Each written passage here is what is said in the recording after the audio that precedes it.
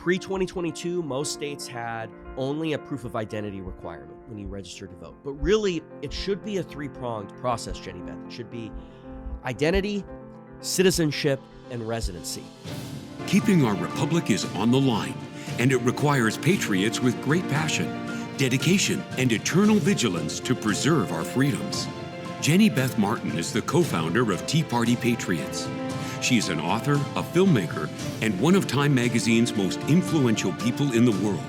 But the title she is most proud of is mom to her boy-girl twins. She has been at the forefront, fighting to protect America's core principles for more than a decade. Welcome to the Jenny Beth Show. Today, we are joined by Wyoming Secretary of State Chuck Gray. I got to know him recently at our Only Citizens Vote bus tour in-stop in Washington, D.C. He spoke at our event in Washington, D.C., and now today you're going to get to know him as well. Chuck, thanks so much for joining me today. Thanks for having me on. So you're a statewide elected official in Wyoming, but it isn't your first election, right? You were an elected official before becoming Secretary of State. Yes, I was inspired to get involved in 2013, 2014, had a radio show at my family's radio business in Casper, which is in the center of the state, and ran for state legislature.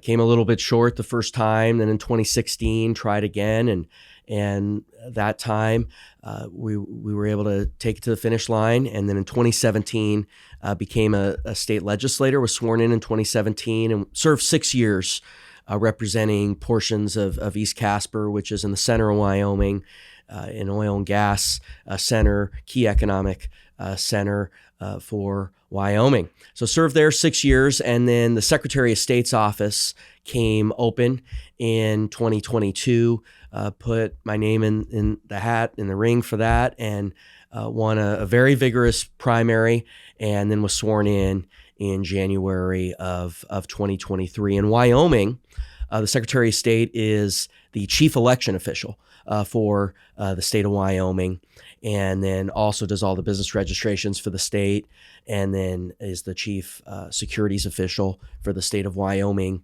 as well, and also sits on a number of state boards that are key, and then serves as the second in command as well. In the Wyoming state constitution, we don't have a lieutenant governor, so the Secretary of State serves in that role. So I've gotten really involved in election integrity over the last decade, and heavily involved in the Only Citizens Vote movement.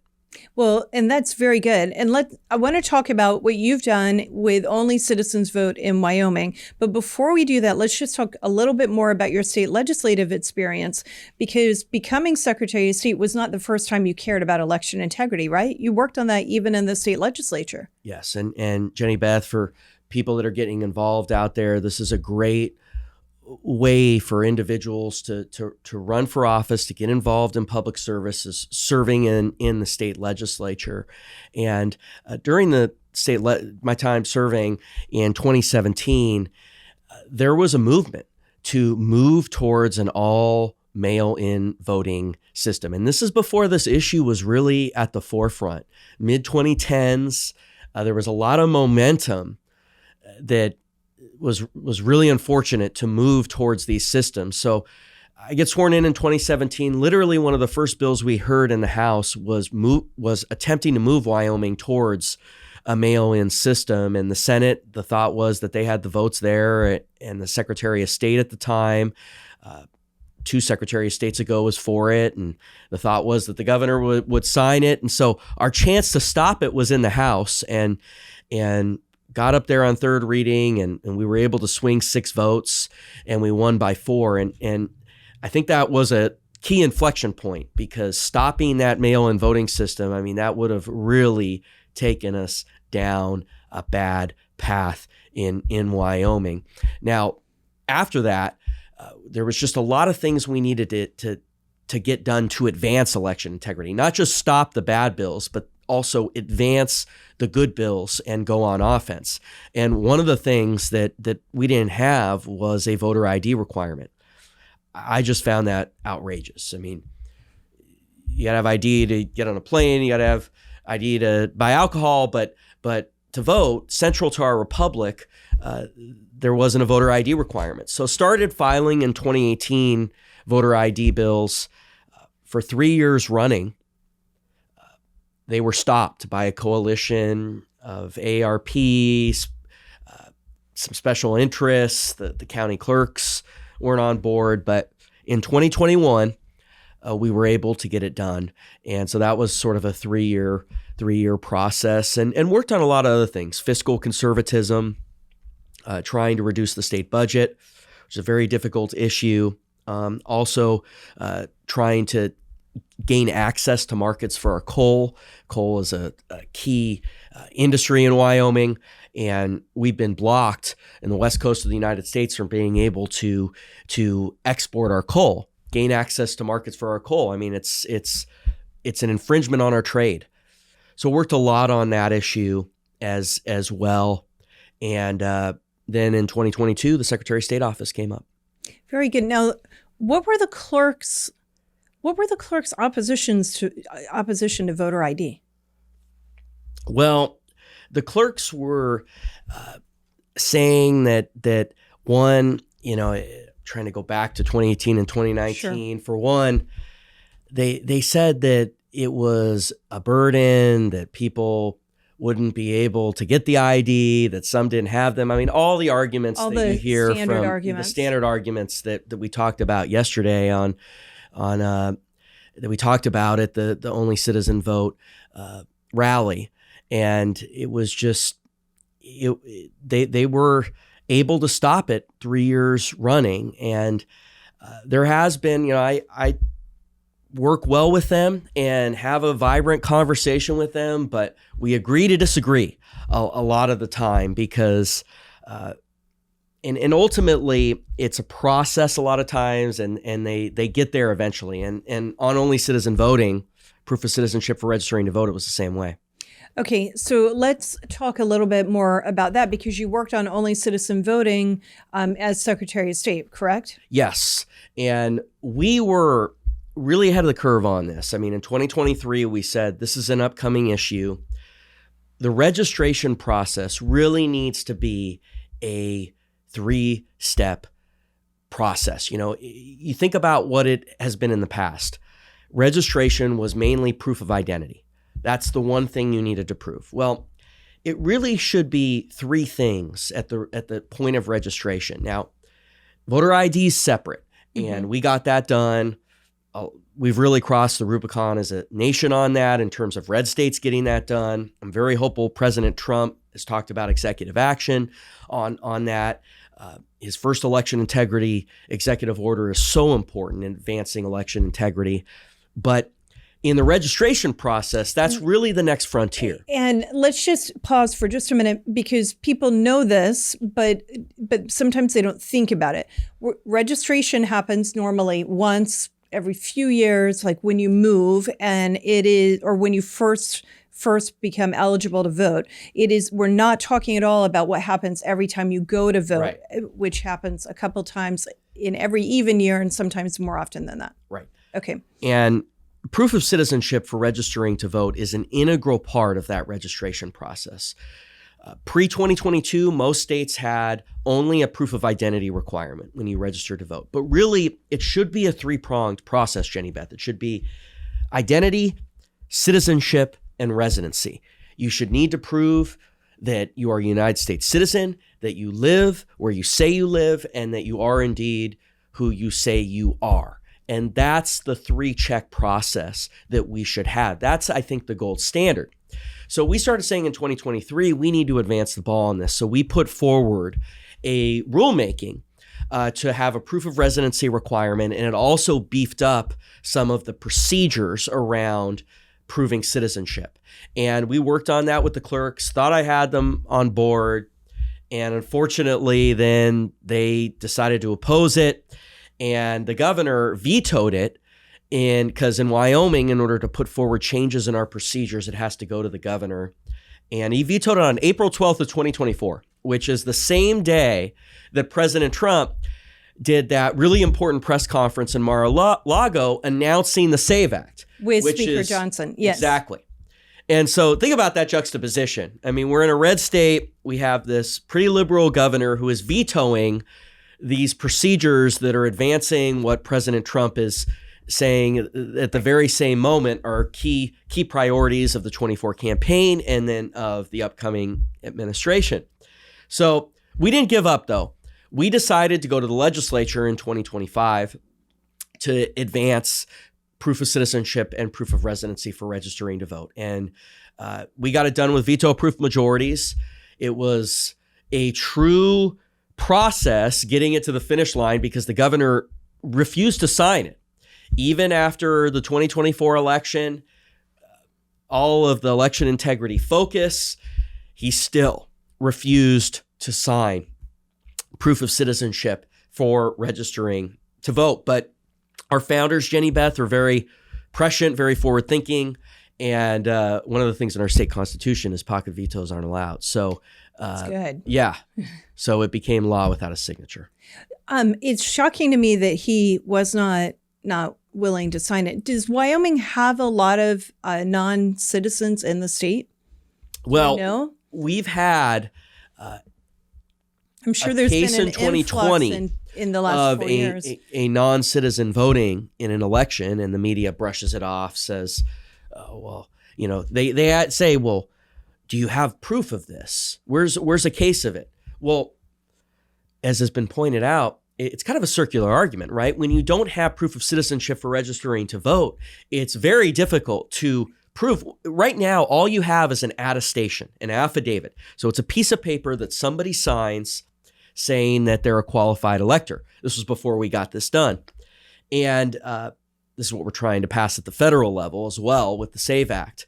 But then when we have a case that is proven, they say, well, that's only one case. The magnitude's not there. I mean, they always have they're always moving the goalposts.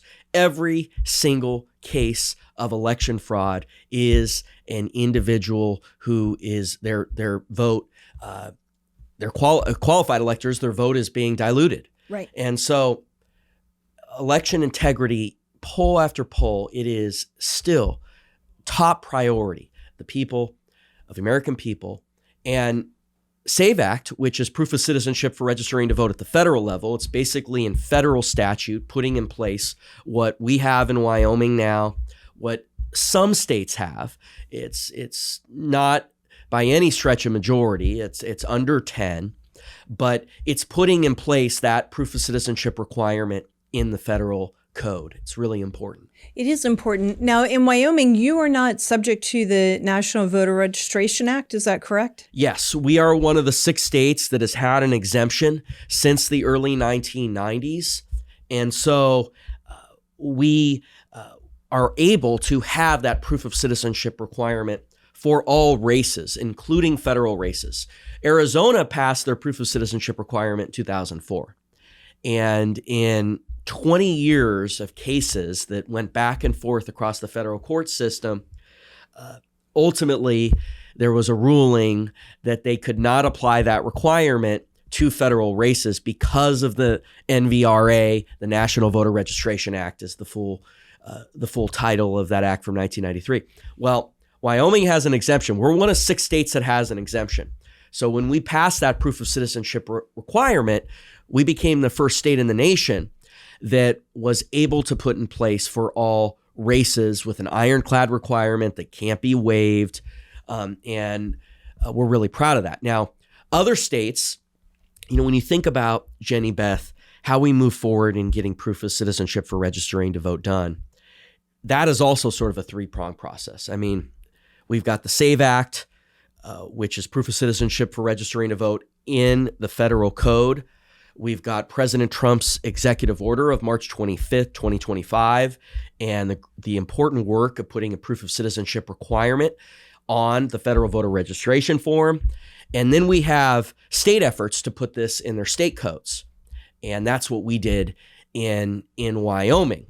But outside of the 6 states that have an exemption, those requirements, according to this federal jurisprudence, will not be able to be applied to to federal races outside of those 6 exceptions. Right. So the form that stems from the National Voter Registration Act, which is also called the Motor Voter Law, has the simple checkbox that you affirm you are a citizen. And it is under penalty of perjury, but I've learned as we got into the writing of the legislation for the SAVE Act, that form actually cannot ever be used in a court of law. So even though it's under penalty of perjury, if someone fills it out wrong, they're never going to be prosecuted for it because it can't be used in a court of law, which is bizarre to me. Or maybe there are pieces of it that can be, but that component of it cannot be. I don't understand all the ins and outs of that. But now President Trump is working to change the form, which he can do. So the Supreme Court said Arizona must use the form. And if Congress wants to require proof of citizenship on the form, Congress needs basically to change the law, which is what we're doing with the SAVE Act. But because Congress was silent about requiring proof of citizenship, the form can be changed executively. And that's what the president is doing right now. So it'll be on that form, but we need to codify it. We need to clear it up. There shouldn't be this ambiguity or silence on proof of citizenship. Well, yeah, and it's there, sort of a three-pronged approach here for us getting us to the finish line. You have sort of the one box where you have these state level statutes, but then in the federal level, as you just talked about, you've got the SAVE Act, which puts it into the code and makes it so that there is that proof of citizenship requirement in all 50 states. Now, the executive order from March 25th says, it tells the EAC, the Election Assistance Commission, you need to amend the federal form and put a proof of citizenship requirement on there. Now, the EAC has been debating that. There's been some dither and delay. America First Legal filed a petition saying this needs to get done. And there are public comments on that through October 20th. It is really important that conservatives, that we participate in that process, because the EAC, as part of the record, those comments are right. part of the record. But this needs to get done. The EAC needs to have that affirmative vote, and the executive order is very clear, and that proof of citizenship requirement needs to be on that federal form. Yeah, it absolutely does. And what's so crazy right now, so in Arizona, just as a refresher to the audience, Arizona requires it for all of their state level races. So if you show proof of citizenship, you can vote. You can vote for president, Senate, and Congress, and also governor, lieutenant governor, and all the way on down to like their most local school board office. If, however, you haven't shown proof of citizenship, you're given the federal only ballot, and you can vote for president, Senate, and Congress. So it's completely messed up and twisted. Because you're exempt from the MVRA, you don't have to worry about that federal only ballot and bifurcating your ballot. What's bizarre to me about it is, so it becomes illegal to require proof of citizenship right now if the form doesn't require it, for states to require it for federal races, but they can remove non-citizens from the rolls.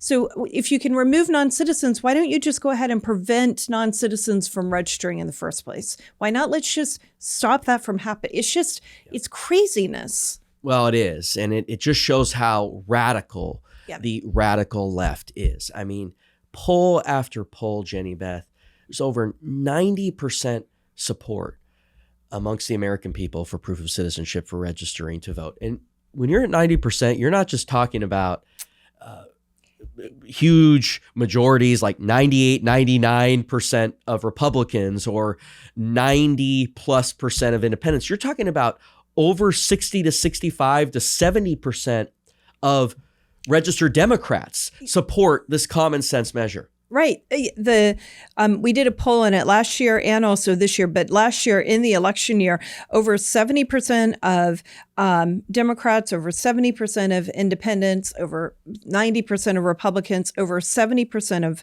of Black people, of Asian, of Hispanic descent, of white people, I think it was over 70% of people who supported Biden also wanted proof of citizenship. This is not a partisan issue. It's an American issue. Right. It's a It's a bipartisan, nonpartisan American issue. We need it voted on in the United States Senate.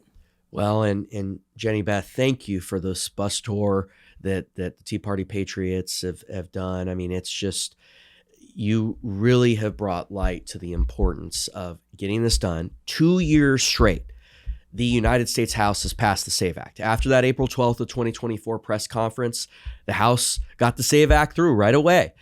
They even had a provision where it would be in place for the 2024 election.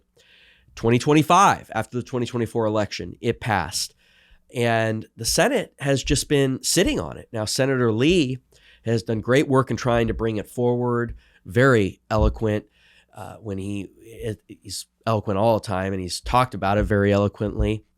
And this needs to get done. It needs to be brought forward for a vote continuously. I mean, I think that's one of the key points that came out of the rally. They need to keep being on the record on how liberal they have gotten, the radical left. Yes. Yeah, they do. And I'm very hopeful that Senator Thune will do that. I can cut him a little bit of slack as he worked to get the reconciliation bill passed. That was the one big, beautiful bill. And he's working on nominations, but the funding for the government is going to be determined in September. By the time we air this, it may have already been determined with a continuing resolution or appropriations or whatever they decide. And then it's time to get these radical leftists who are the fringe minority on the record for the radicalism. Show the American people who they really are. They support. By not wanting proof of citizenship, they are okay if non-citizens vote. They're okay with men and women's sports. They're okay with so many radical issues that are out of sync with the American people. And apparently they're okay with crime happening in major cities around this country. It is very disturbing how radical this subset, this radical left has gotten. I mean, and that's why they don't have primaries anymore in the Democrat Party, right? Because it is such a small minority. Even they did a field poll in California, Jenny Beth, on this proof of citizenship for registering to vote. Even in California, it had 85% support amongst the entire population. And amongst registered Democrats in California, it was like 67% support. So, Robert Caro always said, politics always reveals. And one of the ways it reveals is through those votes that representatives take. But without it being brought to the floor, the vote's not happening. And they can hide behind that. And so it is so important that it is brought forward for a vote. I think attaching it to a so-called must-pass piece of legislation is another key approach. Yeah, and I hope that is what they do. There are continuing resolutions. There's a National Defense Authorization Act. There are a few different places where that could happen. I don't know which one will be the best leverage point, but we need to figure out what is going to be the best fulcrum and get it done. Right.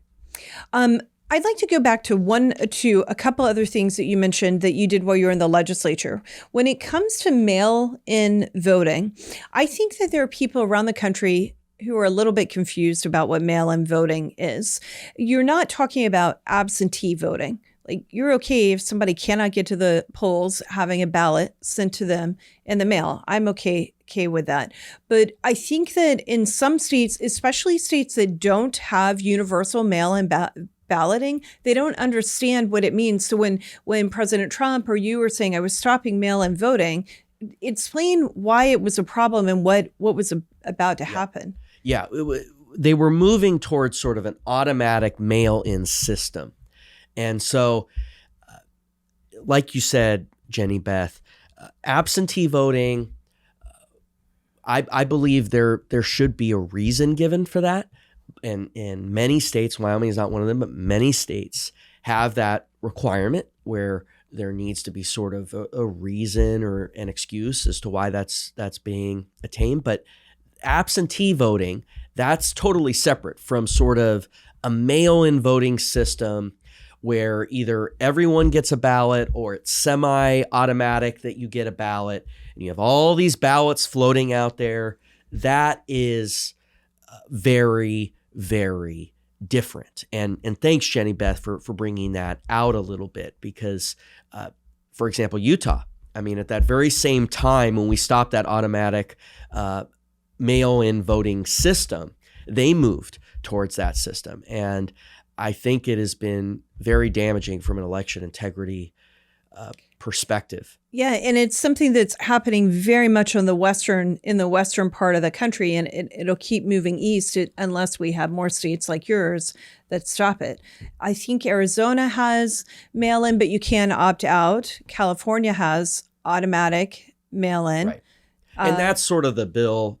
There's different variations of it, but sort of the semi-automatic system where you opt in permanently. Right. That is one of the variations on it, and one of the iterations that the insiders tried to advance in Wyoming.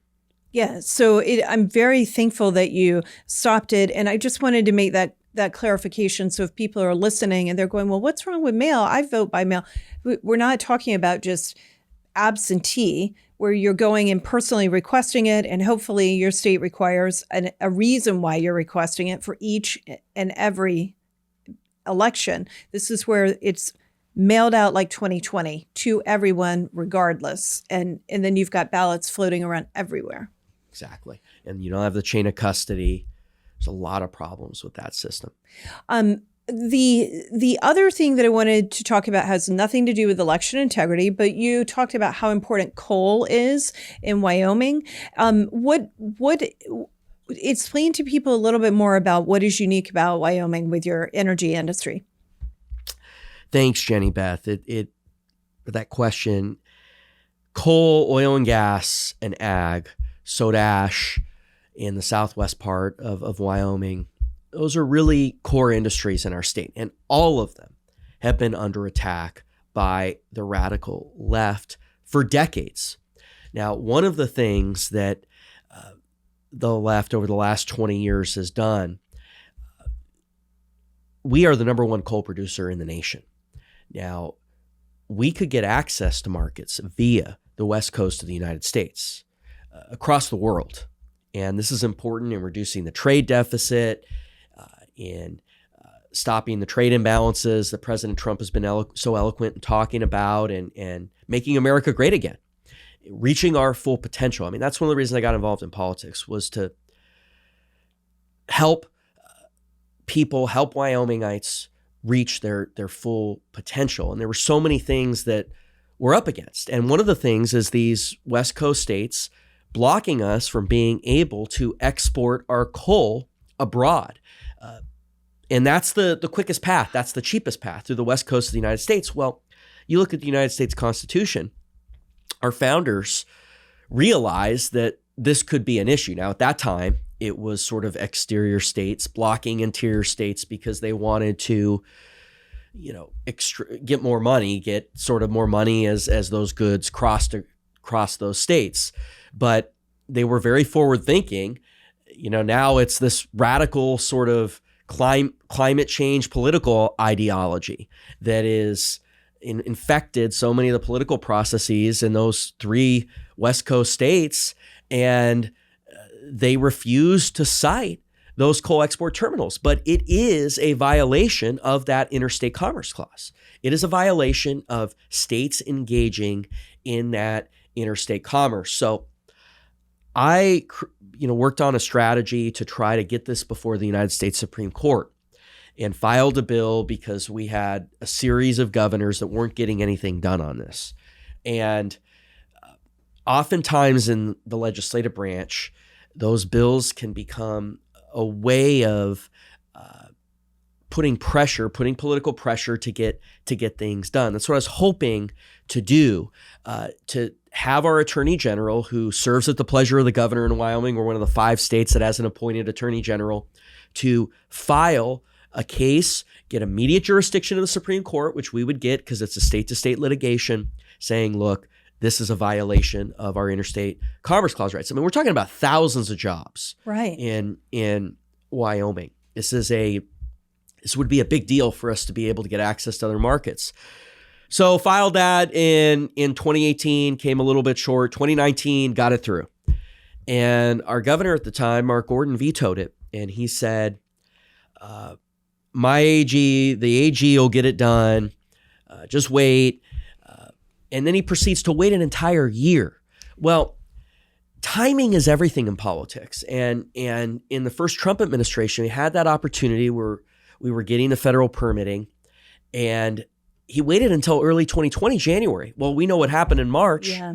And so that case got locked up in COVID and all the delays. And then with the disaster that was the Biden administration, the federal approval went away. Well, now here we are in 2025, and we need to do that same case because the federal approval is there. President Trump is doing such great work. We just got approval for 2 mine expansions in Wyoming from the Department of Interior, from the Trump administration. And the time is now. And we have that federal approval in place. So we need to do that interstate litigation so that we can be able to export our goods. And Washington State was the state that was blocking it at that time. But all 3, California, Oregon, Washington State, all of those left-wing states have blocked our ability to export our coal. I don't even think most Americans know that's going on. That's unbelievable that is happening. I hope that the Attorney General acts on it, or maybe your state legislature picks up the bill again and forces the issue. It needs to happen quickly. And frankly, the federal government the Congress should be going in and codifying the kind of permitting that President Trump is doing, so it doesn't change from one administration to the other, creating chaos and to both the economy and the livelihood of people who live there. Exactly. I mean, the permitting reforms that the Department of Interior is doing, the Trump administration is doing, are so important. The executive order that was signed in May, I mean, every single day this Trump administration is getting incredible work done for the people of the United States. They really are every day. It's hard to keep up with it. It's almost impossible to keep up with everything that they are doing. So you're using every single lever of government to try to make a difference and save our great country. Well, and the other thing that has become a really emergent issue in Wyoming is the attempt by these sort of green boondoggle companies to plop down wind turbines in Wyoming. And the big, beautiful bill got rid of a lot of the subsidies. President Trump has taken executive action to remove a lot of the subsidies, but there's sort of this expiration process, and then some are still out there. And so we're seeing right now about 8 to 10 projects being proposed in the state of Wyoming on these green boondoggles. And it's really important that the state leaders take a strong stand. President Trump has taken a strong stand on this. I mean, just a few months ago, he did that True Social post saying, not one more turbine in the United States. I mean, this jeopardizes our national security. They're made in China. They're not reliable. They're wasteful. I mean, the disposal process from these wind turbines are a disaster. I think when he was speaking with the lady from Scotland, he pointed that they don't last very long. Yes. They're horrible. They burn up. They ruin the soil through the sort of the fiberglass sort of just shedding, and then different fires that happen. I mean, I took a birds all around. Yes. It's for the people who claim to love the earth and love the wildlife, they don't care if these actually harm wildlife and harm the earth. There's a lot of hypocrisy with the left and that. And so this is another key issue that I've been taking on, is trying to stop the woke wind that they're trying to plop down in Wyoming, and it's in direct competition with our core industries. I mean, the insiders trying to throw around this all the above line, and they pull tested it and they throw it around very cynically, but it's in direct competition with our core coal, oil, and gas industries that are creating jobs in Wyoming and that have been the backbone of our state since territorial days. So, are you able to affect change with that as Secretary of State, or you do it just because you know the process and care about the issue? Well, there's a lot of different iterations of it. One of the things happening, I was talking earlier about the boards that all the statewide elected officials sit on. One of them is called the State Board of Land Commissioners, which has oversight over all the state lands in the state of Wyoming. Many of these projects are proposed to be on state lands. We had a project that came before the state board 4 months ago, and I'm not making this up. It's a Spanish company. They want to plop down wind turbines, and they're not just going to do wind. They are going to make hydrogen with a water-intensive process. Then they're going to take the hydrogen and make synthetic jet fuel and pipe it down to Denver International Airport. So George Soros and Hans-Jörg Wyss and all these radical left-wing individuals can brag about how they're green when they take their private jets to Davos or whatever, when it's anything but that. I mean, it's a disaster. I mean, it is a very, does that sound like an efficient process? Not at all. Yeah, it's a totally inefficient process, and it's not real. It's driven by a fantasy on so many levels. The so-called climate change narrative is a fantasy. The subsidies are a fantasy. The fact that these are unreliable energy sources, it's a fantasy. So this proposal came before the state board. People in Wyoming commented, said, do not grant these state leases. And I was the only member of the State Board of Land Commissioners to vote against this proposal. Governor, treasurer, auditor, superintendent of public instruction, Megan Degenfelder, they all voted for it. It's the only one to vote against it. And so out of that, I really came to the conclusion that night, we need to bring this to the forefront more. People need to see what is going on out there on this issue, because otherwise we're going to lose Wyoming, because these projects are going to be plopped up everywhere. Now, on some of the other projects have to go through county commissions in order to get permitting. So that's the other thing going on with them as well. But in Wyoming, I travel the country all the time. So each state you see different things culturally in each state that is different. But you've got a gorgeous state with national parks, wide open spaces, and it hasn't been as developed as many other states. And when you just said you're going to lose Wyoming, that's some of what you mean, isn't it? You're going to lose what the unique things that make Wyoming, Wyoming. Well, and the 2026 election was an inflection point, Jenny Beth. It really is. All the statewide electeds, governor, secretary of state, all down the line are going to be up. And it's a really important moment. We defeated Liz Cheney. I mean, we saw the damage she was doing in Washington, how she was doing the exact opposite of what she claimed in her campaigns. And we can't have we cannot have another Liz Cheney that is doing damage to our state and our country. And so it's a really important inflection point in our state. We face a lot the challenges that a lot of red states have. I mean, there's an infiltration of the Republican Party in red states, where individuals in purple states and blue states that would be Democrats cross over into our primary. We put in place in 2023, actually in the first session after I was elected, our number one priority was closing our primary. Yay, so that's good that you did that. Thanks, Jenny Beth. We have a 90-day closure, but outside those 90 days, they can still cross over. And really, it's very difficult, basically impossible constitutionally to stop that outside of a closure within 3 months of the election. And so we're tied for the strongest in the nation on that, but you still get this infiltration. And you get the Democrats crossing over into the primary. You get the media that does everything they can to try to damage conservatives.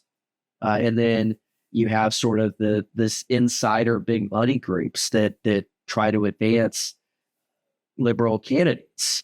And that's what we're up against. And we need to be happy warriors and articulate a vision for our state that is in line with what the people want, and do it in a way that inspires.